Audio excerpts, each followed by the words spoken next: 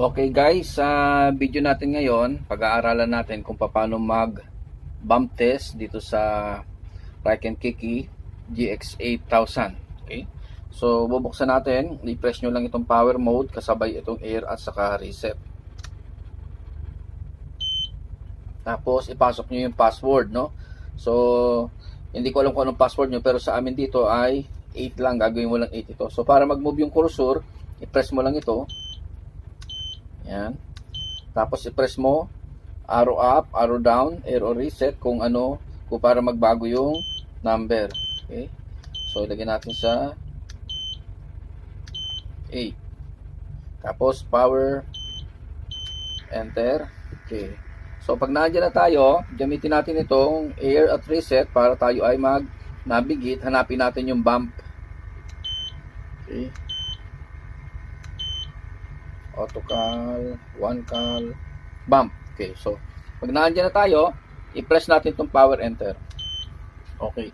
Lahat ng nakalagay dito dapat pareho ng nakalagay dito. Okay.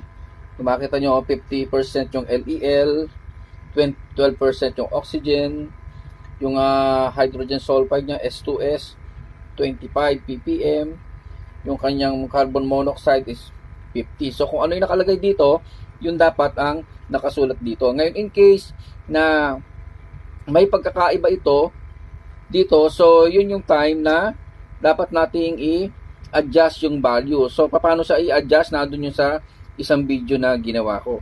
So since ito naman ay pareho, so ang gagawin natin is calibrate na lang natin yung bump test nya. Ang test natin ng bump. Okay, so i-press nyo lang itong power enter, buksan ang cylinder, tapos ipasok na yung tube sa gas inlet. So magre-reading siya. Okay.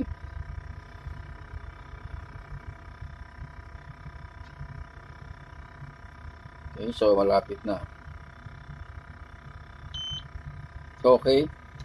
So, kita nyo lahat nakapas na siya. So, ibig sabihin, okay na siya. So, i-accept na natin. Power enter lang para ma-accept.